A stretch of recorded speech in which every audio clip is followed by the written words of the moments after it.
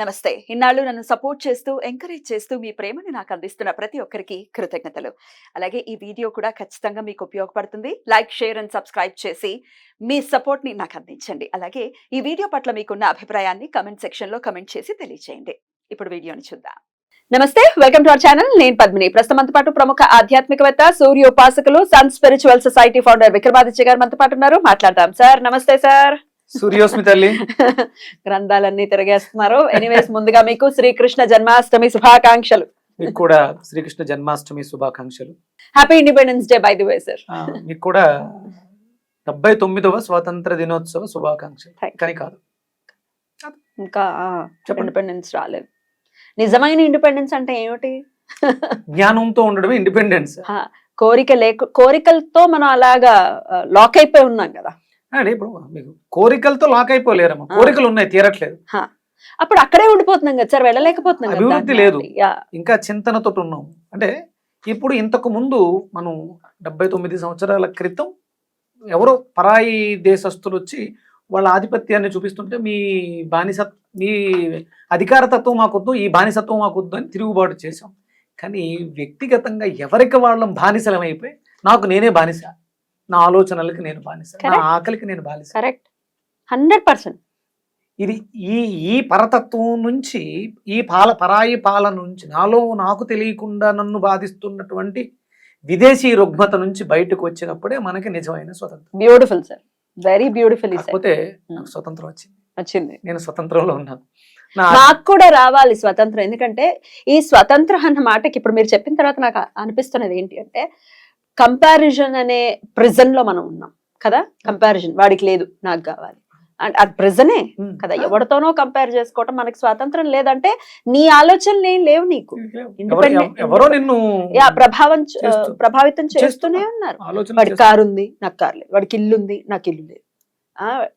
ఏంటిది, ఎలా వస్తుంది బయటికి? భలే చెప్పారు సార్. బోల్డ్ అంతా ఆలోచింపజేస్తున్నారు. వేదం యొక్క గొప్పతనం. డెఫినెట్లీ జ్ఞానం వస్తే స్వతంత్రం వచ్చినట్టే. మనం జ్ఞానం కోసం తాపత్రయపడతలేదు, యుద్ధం చేయట్లేదు, అందుకని మనకి స్వతంత్రం రాలేదు. రైట్, వస్తుందిలేండి. జ్ఞానానికి సంబంధించి మనం ప్రయత్నిద్దాం, ఎంతో కొంత అందించేటటువంటి ప్రయత్నం చేయాలి. ముందు నేను తెలుసుకోవడానికి ప్రయత్నం చేస్తున్నాను. నేను తెలుసుకున్న ప్రతి విషయాన్ని నా కుటుంబ సభ్యులకి షేర్ చేయడానికి ప్రయత్నం చేస్తాను. డెఫినెట్లీ. ఒక్కసారి కృష్ణయ్య గురించి మాట్లాడుకుంటే, కృష్ణాష్టమి ఒకంత కన్ఫ్యూజన్ తో వచ్చింది ఈ సంవత్సరం అని చెప్పుకోవచ్చు. ఎందుకంటే ఈ రోజు నిషేధి కాలంలో, అంటే ఇవాళ 15వ తారీఖు కదా, ఈ రోజు నిషేధి కాలంలో, అంటే 12కి ఆ ప్రాంతంలో అష్టమి తిథి ఉంది. స్వామి నిషేధి కాలంలోనే ఆవిర్భవించారు, అందరికీ తెలిసినటువంటి విషయమే. అయితే రేపు సూర్యోదయానికి అష్టమి ఉంది, కానీ నిషేధి కాలానికి అష్టమి లేదు. ఇక స్వామికి సంబంధించిన రోహిణి నక్షత్రం ఈ రోజు లేదు, రేపు లేదు, ఎల్లుండి. సో ఇంతకీ అసలు ఎప్పుడు చేసుకోవాలి? స్వామి అనుగ్రహానికి ఎలా పాత్రలు అవ్వాలి మేము? ఒక్కసారి మీ ద్వారా. కృష్ణం వందే జగద్గురు. మనకి అంటే ఒక గురువుగా ఆయన యుద్ధం చేస్తూ నడిపిస్తూ ఎన్నో అద్భుతమైనటువంటి సూక్తులు చెప్పడం జరిగింది. అంటే ఒకళ్ళిద్దరికి కాదు, 100 మంది పాండవులకి, 5 100 మంది కౌరవుల్ని అనుసంధానం చేసుకుని పాండవులకు చెబుతున్నట్టు మనకి అందించినటువంటి అద్భుతమైనటువంటి మకరందం. యావత్ మానవాళికి మకరందం ఏంటమ్మా? దాన్ని అంటే గురువుగా భావించినప్పుడు మనకి జ్ఞానానందమైన దేవం శ్రీకృష్ణ పరమాత్మని ఆరాధించడం, జ్ఞప్తికి తెచ్చుకోవటం.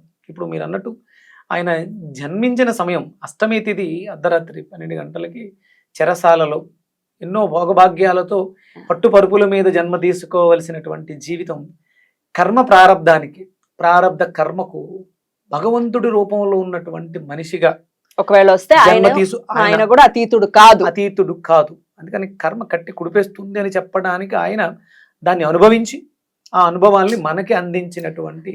ఏం కర్మ ఆయనకి, అసలు ఏం అవసరం ఆయనకి? అనుభవించాల్సిన అవసరం ఏముంది? ఒక డ్రైవర్ గా మారాడు అని అంటారు చాగంటి గారు. కళ్ళల్లో నీళ్లు తిరుగుతాయి.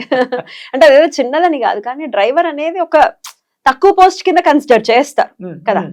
అడు తిప్పంటే అడు తిప్పాలి, ఇటు తిప్పంటే ఇటు తిప్పాలి. ఎంత తిప్పినా మా ప్రాణాలు ఆయన చేతుల్లోనే. ఆఫ్ కోర్స్ డ్రైవ్ చేసేది ఆయన కాబట్టి మనల్ని డ్రైవ్ చేయాలి. ఎలా డ్రైవ్ చేయాలి? అదేనమ్మా. అందుకనే ఆయన్ని మనం స్మరించుకోవడం ద్వారా, ఆయన చెప్పినటువంటి సూక్తుల్ని జ్ఞప్తికి తెచ్చుకోవడం, కర్మ చేయి, ఫలితం ఆశించుకో.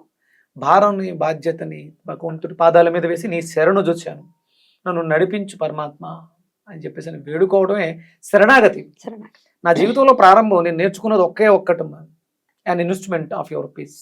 నీ శాంతికి నన్ను ఒక సాధనంగా ఎంచుకున్నందుకు కృతజ్ఞత. నాకు తెలిసింది ఒక విషయం, నాకు కొంచెం జ్ఞానం వచ్చింది, ఇది నేర్చుకుంటే ఇందులో నేను అభివృద్ధి చెందుతానని జ్ఞానం.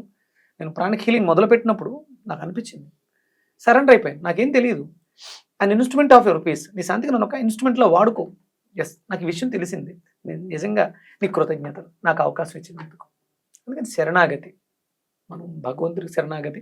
ఆ సమయంలో నిషేధి సమయంలో అష్టమి తిథి ఉంది కాబట్టి, అష్టమి అనగానే మనకి డార్క్నెస్, నిగూఢ రహస్యాలు, చీకటి ప్రపంచం.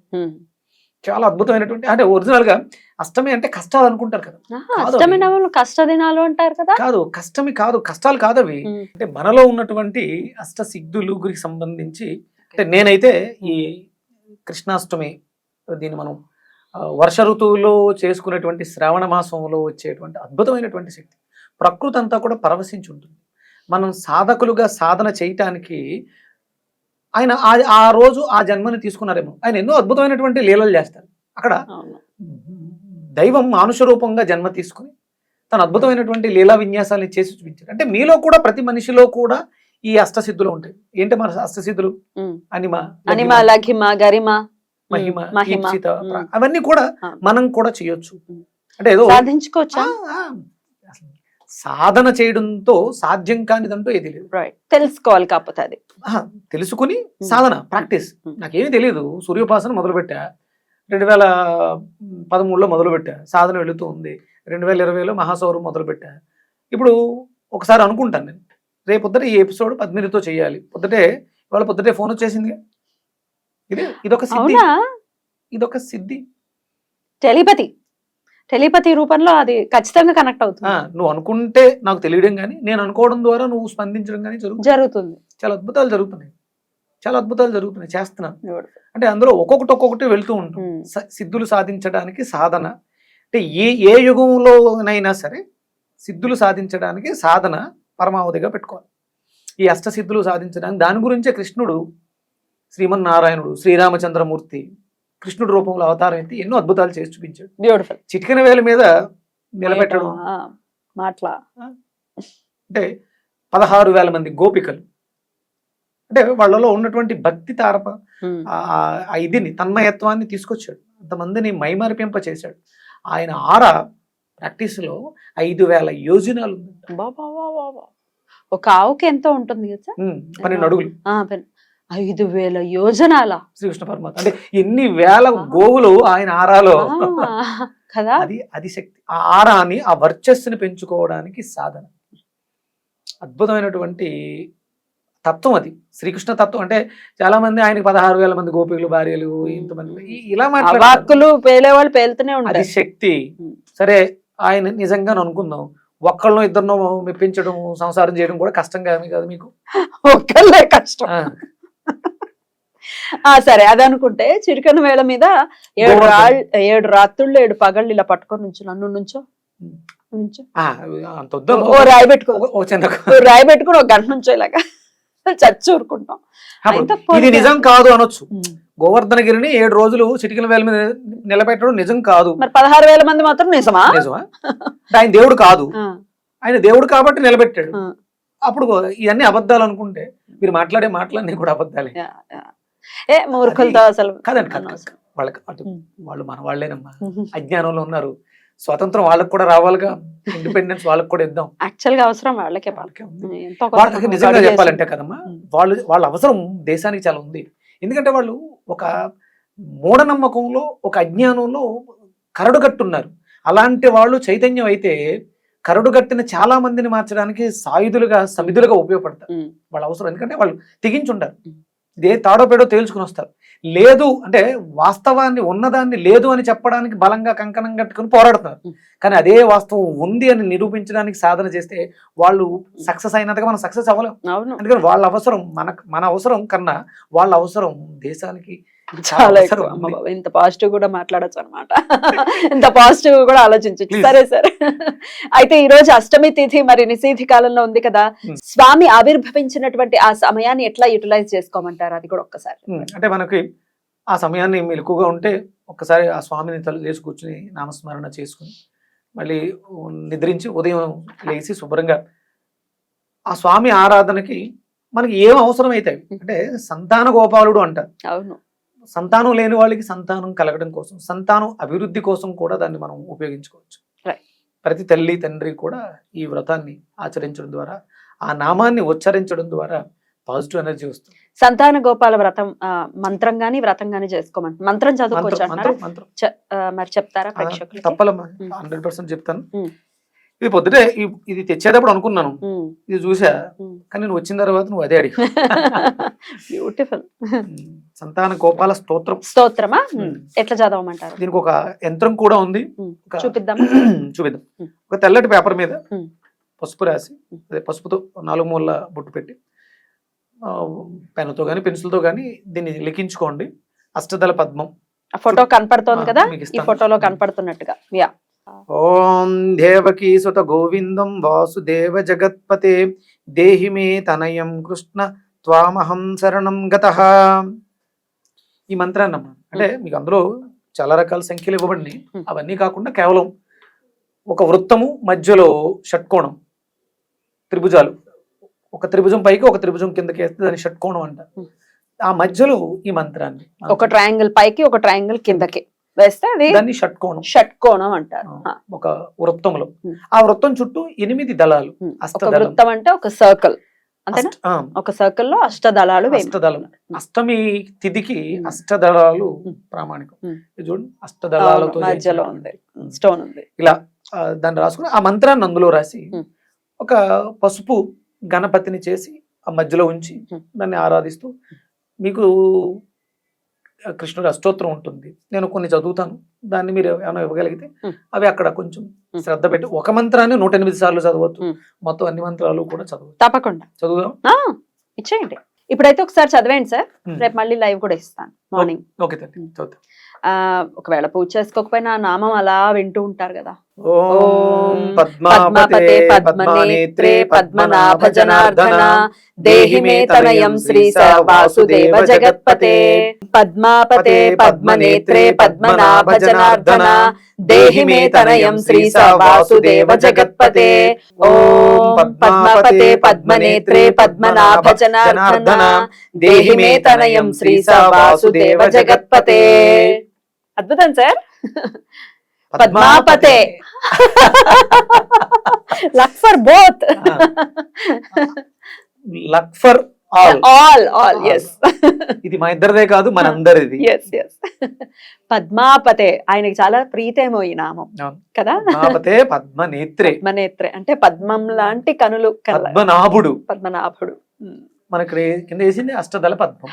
పద్మనాభుడు, జనార్దనుడు. దేహిమే తనయం, దేహాన్ని తనయంగా తీసుకుని శ్రీశ, లక్ష్మీ సైన్యం కలిగిన వాడు, వాసుదేవ జగత్పతి, జగతికి పతి. సో దేహమే తనయం అంటే ఒకవేళ మాకు పుత్రుణ్ణి కావాలి, లేకపోతే మాకు సంతానం కావాలి అనుకునే వాళ్ళకి కూడా ఉపయోగపడుతుంది. అంతే కదా, తనయం. అద్భుతం సార్, చాలా చాలా బ్యూటిఫుల్ గా ఉంది. ఈ 2 లైన్లు, ఈ నామం ఏదైతే ఉందో చక్కగా 2 లైన్లే ఉంది కాబట్టి ఈ 2 లైన్లు ఎన్నిసార్లు చేసుకోమంటారు? ఒక 1000 సార్లు చేయించండి. డెఫినెట్ గా ఇది అందరికీ కూడా పద్మనేత్రాలతో, అంటే మనం చూసేదంతా కూడా సంపద అవుతుంది, మనం చూసేదంతా కూడా మంగళమే అవుతుంది. అద్భుతం సార్, చాలా చాలా బ్యూటిఫుల్ గా ఎక్స్ప్లెయిన్ చేశారు. మరి మీ సాంప్రదాయాల ప్రకారం అంటే క్యాలెండర్ లో అయితే రేపే ఇచ్చేసారు కృష్ణాష్టమి అని. ఒకవేళ నిషేధి కాలం లేదు, స్వామి ఇప్పుడు శివుడికి కృష్ణుడికి విష్ణువుకి అభేదం అనడానికి ఇదొకటి తార్కాణం. ఇద్దరు నిషేధి కాలంలోనే ఉద్భవించారు కాబట్టి తీసుకున్నారు కాబట్టి, ఒకవేళ రాత్రి మేము దండం పెట్టుకోవాలనుకుంటే దండం పెట్టుకోవచ్చు, పొద్దున్నే చేసుకుంటామండి, శుభ్రంగా చేసుకోండి. లేదు రోహిణి నక్షత్రం, మీ ఇష్టం. అసలు కృష్ణుని వదులుకోవాల్సిన అవసరం అసలు ఇవాళ రాత్రి నుంచి రోహిణి నక్షత్రం వరకు చేయండి. ఎగ్జాక్ట్లీ, కృష్ణుడితో రమించండి, ఆ శక్తిని ఆస్వాదించండి. ఆయనకి కొన్ని వేల యోజనాల ఆరా ఉంది. ఏదో కొంచెం ఆరా ఉంటేనే నేను ఇంత చేస్తున్నప్పుడు అంత ఆరా ఉన్నటువంటి ఆహారం తీసుకుంటే కృష్ణ పరమాత్మ, నేను సారీ నన్ను క్షమించండి, నేను ఉత్సాహాన్ని తట్టుకోలేకపోతున్నాను ఎందుకంటే కృష్ణుడు కదా అంత ఇష్టం. కృష్ణ పరమాత్మ మీతో అయితేనే ఇట్లా మొత్తం అలా మాట్లాడగలను నేను. కృష్ణ పరమాత్మని ఒక బాలుడిగా చూస్తాం, మన పుత్రుడిగా చూస్తాం, మన సఖుడిగా చూస్తాం, మన ప్రియుడిగా చూస్తాం, మన పతిగా చూస్తాం, ఒక గురువుగా చూస్తాం. అన్ని రూపాలు ఆయనలోనే. అద్భుతం కదా సార్ అసలు. అంటే ఒక తత్వం ఉందమ్మా. ఆయన అష్టమి తిథి గురించి మనం మాట్లాడుకుందాం. ఆయన అద్భుతమైనటువంటి శక్తులను సాధించాడు. మనకి డైమెన్షన్స్ ఉన్నాయిగా. ఇప్పుడు మనం ఏ డైమెన్షన్ లో ఉన్నాం? 4th డైమెన్షన్ అంతేనా? ఒరిజినల్ గా ఉన్నవి మొత్తం 12 డైమెన్షన్స్ లో 11 డైమెన్షన్స్ గురించి వెస్టర్న్ కంట్రీస్ స్టడీ చేస్తాయి. అంటే 7 లోకాలలో 7 డైమెన్షన్స్ లో తన శక్తి సామర్థ్యాన్ని చూపించిన వాడు శ్రీకృష్ణ పరమాత్మ. ఆయన చూపించాడు. అంటే ఇవేమీ అవాస్తవాలు కాదు. ఇందుగలడందు లేడు సందేహం వల్ల ఎందెందైనా ఎందెందు వెతికినా అందందే గలడు. ఆయన అంత శక్తి కలిగిన వాడు. అంటే ఏకకాలంలో ఇక్కడ ఉండగలడు, అక్కడ మీ దగ్గర ఉండగలడు. అది ఆయనకు మాత్రమే సాధ్యమైంది. ఆ సాధన మనం సాధన చేస్తే మనం కూడా దాన్ని సాధించగలం. అద్భుతం. చాలా చాలా అద్భుతంగా మాకు తెలియజేశారు. కృష్ణుడు ప్రియుడు అని అంటే ఏదో కామానికి సంబంధించింది కాదు. ఆ ప్రేమ అనేది చాలా చాలా నిష్కల్మషమైనటువంటి ప్రేమ. అది దానికి తుచ్చమైన కామాన్ని మొన్న ఏదో చూశాను, ఒక రీల్ చూసాను, దరిద్రగొట్టు రీల్. ఇంకొక అమ్మాయి కూడా ఎవరో మాధవీలత అనుకుంటా, నాకు పద ప్రయోగం బాలేదేమో గానీ ఐ మీన్ లవ్ విత్ నా లవ్వరు అని అంది కృష్ణుడిని. ఆ పద ప్రయోగం బాలేదేమో గానీ వెనకాల ఉన్నటువంటి భావం మాత్రం ఒక నిష్కల్మషమైనటువంటి ప్రేమ. ఇక ఇప్పుడు శ్లోకంలో చెప్పుకున్నట్టే జగత్ అంతటికే ఆయన పతి, ఆయనే మగవాడు. మన అందరం కూడా ఆడవాళ్ళమే, ఆడవాళ్లే కాదు మగవాళ్ళు కూడా ఆడవాళ్లే అని చెప్తారు. చాగంటి వారు చెప్పారు సార్. అద్భుతం సార్, చాలా చాలా. ఇంకా ఆపాలని లేదు కానీ టైం లేదు. ఒక స్పెషల్ ప్రసాదం ప్రసాదం ఆయనకు పెట్టడానికి కాదు, అది మనం ఆ శక్తిగా స్వీకరించడానికి. నాకు అంటే హోమం చేసేటప్పుడు అంటే నా స్వామికి ఏదన్నా ఇవ్వాలి అగ్నిహోత్రం చేసేటప్పుడు అని చెప్పేసి అని మామూలుగా మనం కుష్మాండాన్ని ఇస్తాం. మంచి గుమ్మడికాయని చండీ చేసినప్పుడు ఇస్తాం. దాన్ని ప్రసాదంగా తయారు చేయాలనిపించింది. అద్భుతంగా వచ్చిందమ్మా ప్రసాదం, చాలా బాగా వచ్చింది. కొంచెం మావు నెయ్యి వేసి మంచి గుమ్మడికాయని వండారు. ఆ ఉడికిన తర్వాత నెయ్యి వేసి బాగా కలిపి దాన్ని హవిస్సు కింద ఇచ్చారు. దాంట్లో బెల్లం పాకం పట్టి బెల్లంలో దీన్ని వేసి ఉడకబెట్టి దాంట్లో కొంచెం నెయ్యి వేస్తే అద్భుతమైనటువంటి ప్రసాదం. సంతానం కోసం బాధపడుతున్న వాళ్ళు ఈ మంత్రాన్ని చేస్తారు.